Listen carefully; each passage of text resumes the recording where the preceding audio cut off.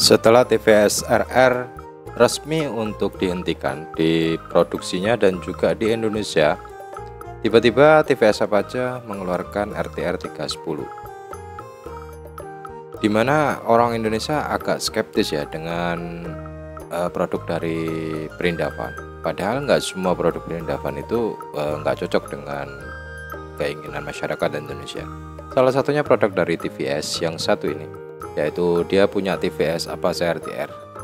Mungkin ada juga yang masih plus minus di sini, tapi setidaknya untuk desain dan model di sini TVS Apache RTR bisa diterima oleh masyarakat Indonesia. Karena apa? Desainnya yang seperti ini, hanya saja memang mungkin untuk promosinya agak kurang ya di Indonesia. Nah, ngomongin soal TVS Apache ini adalah generasi daripada gennya TVS RR ya, Apache RR yang 310. Dia sama-sama desainnya sama, hanya saja dia versi nakednya. Ya, rata-rata memang kalau ada versi fairingnya pasti biasanya untuk versi sport itu pasti ada nakednya. Nah, yang menjadi pertanyaan, kenapa yang RR 310 dihentikan tiba-tiba harus mengeluarkan ini? Biasanya kan berjalan seiringan gitu ya. Dan motor ini juga mempunyai teknologi yang cukup canggih menurutku, karena banyak sekali instrumen panel yang harus digunakan dan dengan harga yang cukup kompetitif ya di negaranya sana. Tapi kalau misalkan masuk ke Indonesia ya nggak tahu lagi, beda pajak dan lain sebagainya ya guys ya. Nah, untuk soal dapur pacu, motor ini dibekali dengan mesin DOHC dengan kapasitas kubikasi 312,2 cc yang bisa menghasilkan tenaga maksimal 35,11 dk pada 9.700 rpm dengan torsi maksimalnya 28,7 Nm di 6.650 rpm.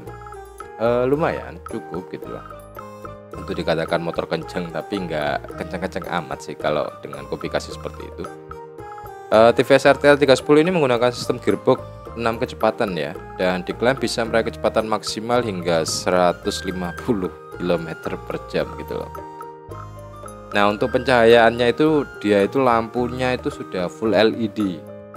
Di bagian panel instrumen sudah digital dan juga layarnya itu 5 inch ya, TFT.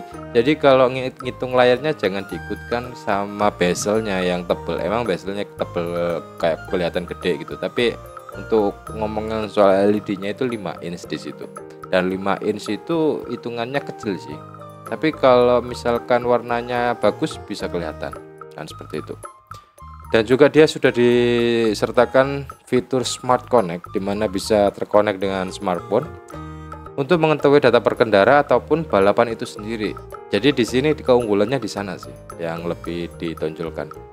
Jadi dia itu sangat kayak, kalau dibilang itu penuh dengan elektronik yang diunggulkan. Hanya saja untuk kubikasi mesinnya ini mungkin banyak yang akan pro kontra. Dan yang kedua, kalau misalkan beneran masuk Indonesia ini bakalan laku sih kalau misalkan harganya bisa cocok gitu. Karena aku nggak tahu sendiri ya, untuk dalarnya sendiri apa TVS ini nggak begitu gaung yang terdengar ya untuk di beberapa area. Bahkan di wilayah Jawa Timur sendiri, saya sendiri nggak tahu dalarnya TVS itu ada atau enggak kan gitu. Tapi overall motor ini cukup keren ya, karena apa? Konsepnya itu untuk desainnya 11-12 dengan desain daripada KTM versi ininya, versi Duk, dimana untuk desainnya ini bener-bener enak gitu loh kalau dibuat jarak jauh sepertinya. Untuk dari desain sih ini kalau kita ngomongin ya.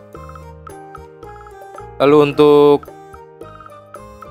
torsinya sendiri ini ya cukup sih kalau aku bilang, nggak ngebut kenceng banget enggak, tapi kalau dibilang cukup ya cukup lah. Tapi yang paling diunggulkan di sini adalah ya instrumen panelnya ini, dimana dia itu udah full komplit banget, ada cruise control, traction control, dan juga mungkin ada kecerahannya juga ya karena kita nggak tahu unitnya. Dan untuk beberapa bagian di belakang itu sudah cukup bagus karena terpisah. Ada lampu yang disematkan di dalamnya, di mana LED-nya ada kanan dan kiri, dan itu cukup futuristik untuk golongan naked bike. Dan tidak lupa TVS juga masih menyematkan untuk pegangan tangan ya di bagian belakang untuk pengenalan boncengnya. Berarti motor ini masih diutamakan untuk kenyamanan sih, nggak benar-benar full sport gitu. Sepertinya kalau dilihat dari konsepnya sih seperti itu ya. Biasanya kalau motor-motor yang diutamakan kenyamanan itu masih dikasih beberapa fitur-fitur yang ketara gitu. Kalau misalkan Suzuki itu kan biasanya naruhnya itu R-nya di belakang tuh. Misalkan kalau versi racing ya R-nya di belakangnya angkanya. Jadi kalau misalkan 150 ya 150R berarti dia tuh mengutamakan kenyamanan. Kalau R-nya di depan berarti dia mengutamakan performa kan, seperti itu. Beda lagi dengan yang versi S-nya ya, sportnya ya.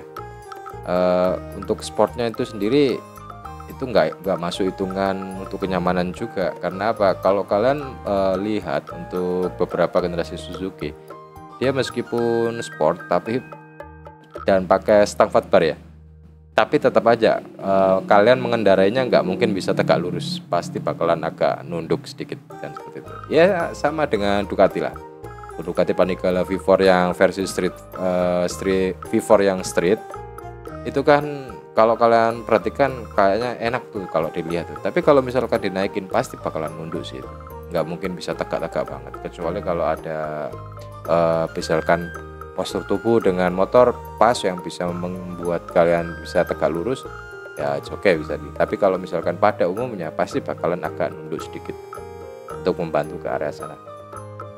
Lalu untuk velgnya sendiri dia sudah gimana ya, kalau aku bilang TVS ini bener-bener nyediain semuanya ya guys ya.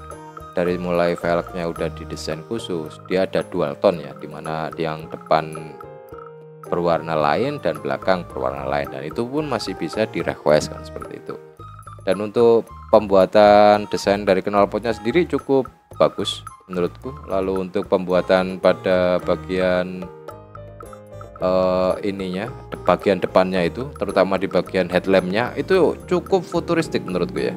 Dimana untuk headlampnya sendiri ini bisa diterima sih, mirip-mirip ya, kalau aku bilang sih mirip-mirip Ducati sih ya. Hampir gitu loh, cuman ada perbedaan sih.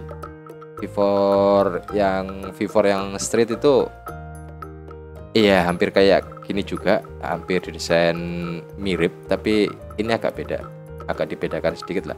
Tapi kalau melihat dari konsepnya sih hampir mirip banget gitu. Terus untuk rangkanya, desainnya itu penempatannya ini memang benar-benar KTM full gitu. Jadi ini berasa kayak motor gado-gado gitu ya kalau aku bilang ya. Tapi keren gitu loh, untuk ini bisa terima. Cuman yang nggak bisa aku tolerir itu di bagian penempatan speedonya ya, dimana harusnya dikasih penutup lagi sih itu di bagian depannya, karena terlalu kayak naruh takometer di atas dan kosong gitu, terus kelihatan nggak ada ininya, nggak ada estetiknya gitu loh. Mungkin kalau bisa itu agak dibikin lain gitu, kayak gimana, dikasih tambahan apa gitu aja sih. Sebenarnya desainnya udah bagus, tapi ya itu bagian depannya itu aja sih. Tapi kalau overall desainnya itu udah sip banget sih menurutku. Dan satu hal lagi, ciri khas dari motor perindavan itu ada pelindung di bagian spakbor belakang, dimana dia tidak menggunakan spakbor yang ala-ala di daerah kita, yang langsung dari plug di bawahnya stop lamp, tapi dia punya spakbor yang ada di bawah di dekat ban. Lalu untuk bagian radiatornya itu cukup gede. Joknya ini kelihatannya sih empuk, cuman kalau aku lihat dari segi kulit-kulitnya dan ininya kayaknya B aja sih menurutku ya, kalau dilihatnya itu ya, sekilasnya itu loh. Biasanya kalau desain jok yang empuk tuh dari gambar itu bisa kelihatan kalau ada desainnya kayak gimana gitu. Seperti V4, Ducati V4 4S itu, sorry aku lupa 4S apa bener ya, pokoknya V4 Street itu kalau kalian lihat joknya tumpuk banget itu. Karena apa?